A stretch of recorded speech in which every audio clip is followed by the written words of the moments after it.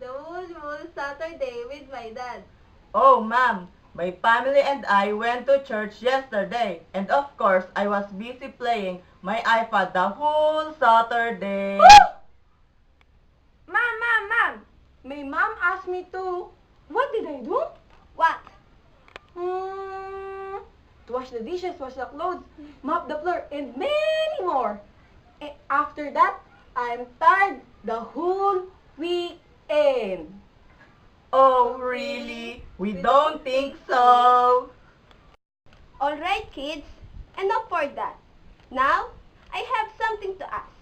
Do you know the story entitled The Last Leaf? Ma? The Huling Dahon? I don't know, Ma'am. Then, I will tell you. Long time ago,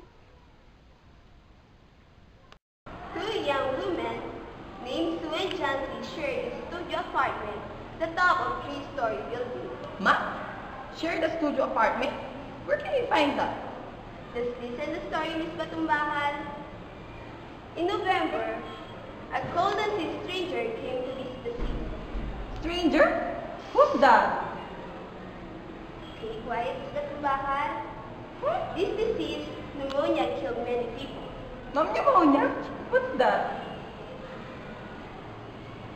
Jancy lay on her bed, hardly moving. She looked through the small window. She could see the signs of rain house next to her room. One morning, a doctor examined Jancy and took her temperature. Ma, who's that doctor? Miss Batumbahan. Like I said, after a doctor who examined Jancy, then he spoke to in another room. Jancy's chance to live is too little, and she made up her mind that she is not going to get well. Has she anything on her mind? She wanted to paint one of the bay in Italy someday. After the doctor had gone, Sue went into the workroom and cried. Then, she went to Jancy's room with her drawing board to see around time. Jancy lay with her face toward the window. Sue heard a low sound several times repeated. She went quickly into the bedside. Jancy's eyes were open widely. She was looking out the window and counting rocks. What were you counting, Jancy? The leaves of old ivy vine. Leaves? Why are you counting them? They're falling faster now. 3 days ago, they were almost 100. It made my head hurt to count them, but now, it's easy. There goes another one. There are only 5 left now. When the last leaf falls, I must go too. I've known that for 3 days. Didn't the doctor tell you? What have an old ivy leaves to do with your getting well? And you used to love that vine. Don't be silly. Try to eat some soup now. And let me go back to my drawing so I can sell it to the magazine and buy food and wine for us. No, I don't want any soup. That leaves just 4. I want to see the last one fall before it gets dark. Then I'll go too. Try to sleep. I must call Mr. Berman up to my model for my drawing of an old miner. Don't try to move until I come back. Mr. Berman was a painter who lived on the ground floor of the apartment building. Berman was bigger in art. For years, he had always been planning to paint a work of art, but he had never yet done so. He earned a little money by serving a models to artists who could not pay for a professional model. He was fierce, little, old man who protected the young women in the studio apartment above him. Sue found Mr. Berman in his room. In one area was blank canvas that he'd been waiting 25 years for the first time to paint. Sue told him about Jancy and how she feared that her friend would float away like a leaf. Are there people in the world with the foolishness to die because leaves drop off the vine? Why do you let that silly business come in her brain? She's very sick and weak, and the disease has left her mind full of strange ideas. This not any place in which one so good as Miss Jancy shall like seek. Some day I will paint a masterpiece and we shall go away. Jancy was sleeping when we went upstairs. Sue pulled the shade down on cover of the window.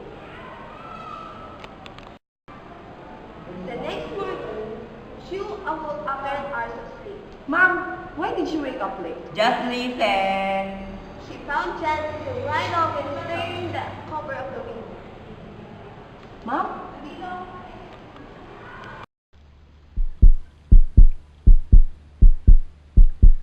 Pull off the shade. I want to see. Sue obeyed. After beating the ray of first wind, the blow through the night, there yet stood against the wall of one ivy leaf. Mom! What's ivy leaf again? Where can I find it? Shut up. No! You shut up! How could you say that to me? You're so noisy. It was the last one of ivy leaf. It was still dark green at the center, but the edges were colored with the yellow. It hung bravely from the branch about 7 meters above the ground. Okay, Mom.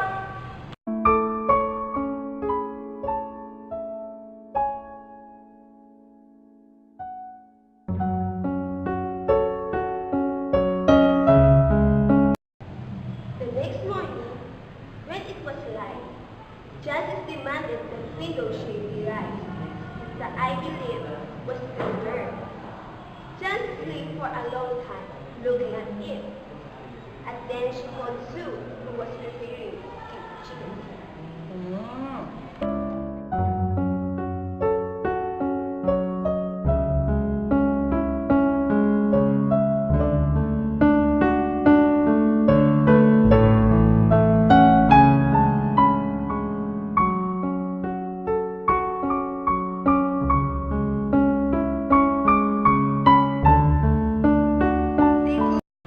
Later in the day, the doctor came and Sue talked to him in the hallway. Even chances. With good care, you'll win. And now, I must see another case I have in your building. Berman, his name, some kind of artist, I believe. Pneumonia too. He is an old weak man and his case is severe.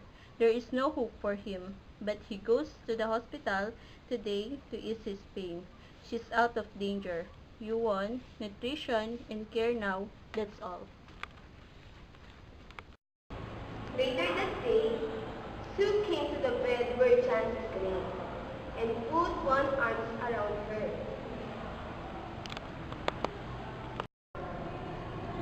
I have something to tell you. What is it? Mr. Berman died of pneumonia today in the hospital. What? What happened? He was sick only 2 days. They found him in the morning of the first day in his room, downstairs helpless with pain. His shoes and clothing were completely wet and icy cold. They could not imagine where he had been on such a terrible night. And then they found a lantern still lighted. And they found a ladder that had been moved from its place, and art supplies and a painting board with green and yellow colors mixed on it. And look out the window, dear, at the last ivy leaf on the wall. Didn't you wonder why it never moved when the wind blew? Darling, it is Berman's masterpiece. He painted it for the night that fell. So that is the last leaf. Did you enjoy the story? Yes, Ma'am! Did anyone of you remember our lesson yesterday? Ma'am, our lesson yesterday is about short story and its part. Thank you, Mr. Nerd. Now, can someone define short story?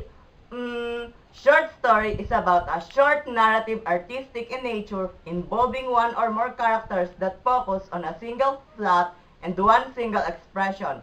Its elements are characters, settings, climax, plot, and its ending. Thank you, Mr. Nerd. Wah! Nosebleed! Can any one of you enumerate the character in the story? Ma'am, the character in the story are Sue, Jancy, Mr. Berman, and the doctor. Very good. How about the climax of the story? The climax of the story is when the last leaf fell that night. Very well said. Can you tell me the ending of the last leaf? Ma'am, the ending of the story is when Mr. Berman painted his masterpiece and that is the last leaf. But, in return, he died. Right. And lastly, what we have learned from the story? Ma'am. I've learned that hope is a dream that doesn't sleep. It's because I believe that as long as we are alive, we must do things without any hesitation, because we will never know where is our ending point. Also, we must never rely our life to anything or anyone. Rather, have faith in Him who is the director of our life. Finally, very well said, Miss Batumbakal. That's all for today. See you tomorrow, class. Class dismissed. Bye, ma'am!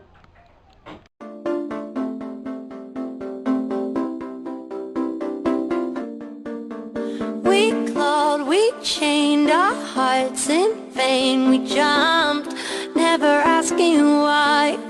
We kissed, I fell under your spell of love. No one could deny. Don't you ever say I just walked away.